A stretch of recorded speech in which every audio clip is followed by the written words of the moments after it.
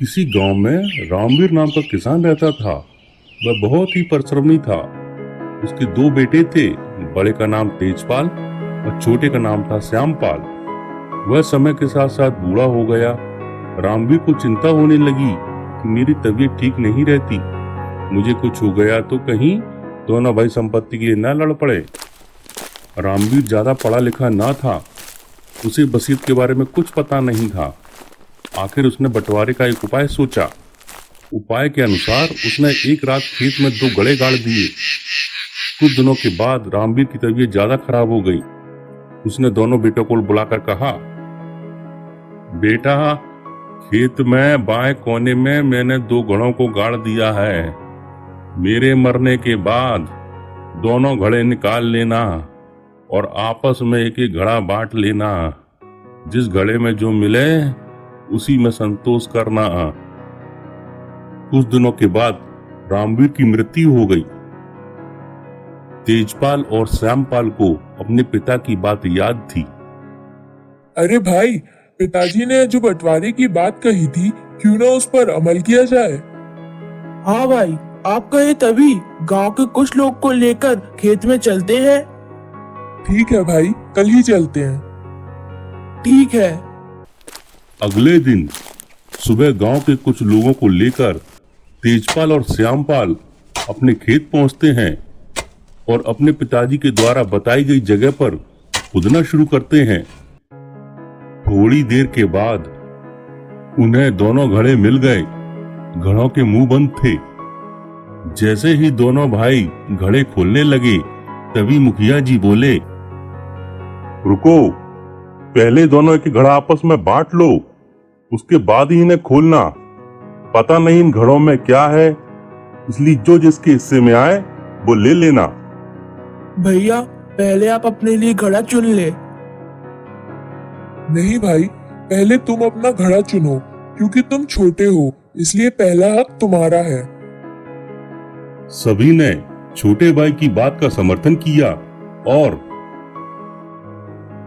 एक घड़ा तेजपाल ने उठा लिया और दूसरा घड़ा श्यामपाल ने उठा लिया। तेजपाल ने जैसे ही अपने घड़े के ढक्कन को खोला तो उसमें सोना और जेवरात थे। अरे, इसमें तो सोना और जेवरात है। पिताजी मुझसे बहुत प्यार करते थे, इसलिए मुझे सोना और जेवरात मिले हैं। श्याम बेटा, अब तुम भी अपना घड़ा खोलो और देखो उसमें क्या है। श्याम ने जैसे ही अपने घड़े का ढक्कन खोला तो अरे, इसमें तो मिट्टी है।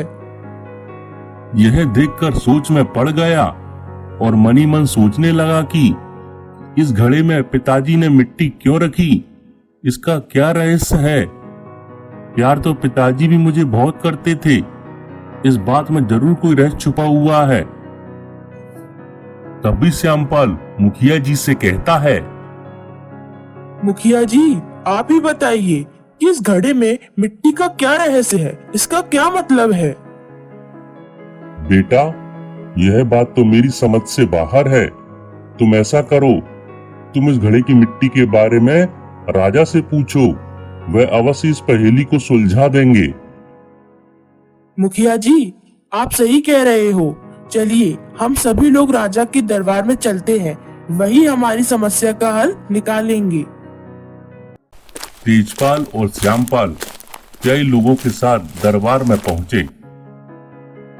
श्यामपाल ने राजा के दरबार में जाकर कहा, महाराज, हम दो भाई हैं। हमारे पिताजी ने बंटवारे में हम दोनों को घड़े दिए हैं। एक में सोना और जेवरात भरे हैं और दूसरा घड़ा मिट्टी से भरा हुआ है।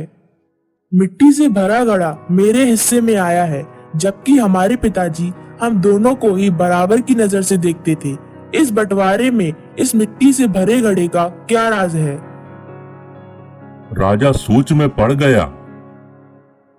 मुझे पूरी कहानी विस्तार से बताओ, तभी मैं इस बात का निर्णय ले सकूंगा। राजा ने पूरी कहानी विस्तार से सुनी। अंत में राजा ने निर्णय देते हुए कहा, अब मैं आपकी सारी बात सुनकर समझ गया हूं कि यह पूरी कहानी क्या है। इस घड़े में मिट्टी का क्या रहस्य है। यह तो एक साधारण सी बात है। तुम्हारे पिता ने घड़े में मिट्टी इसलिए रखी थी कि जिसके पास ये मिट्टी वाला घड़ा जाएगा वही जमीन का हकदार होगा। यह सुनकर श्यामपाल खुश हो गया और सभी लोग राजा के निर्णय से प्रसन्न हुए। महाराज, अब मुझे इस मिट्टी से भरे घड़े से कोई शिकायत नहीं है। मैं आपका धन्यवाद करता हूँ। आपने हमारी इस पहेली को सुलझा दिया। इस कहानी से हमें यह शिक्षा मिलती है कि हमें जो कुछ मिल जाए उसी में संतुष्ट रहना सुखदायी है।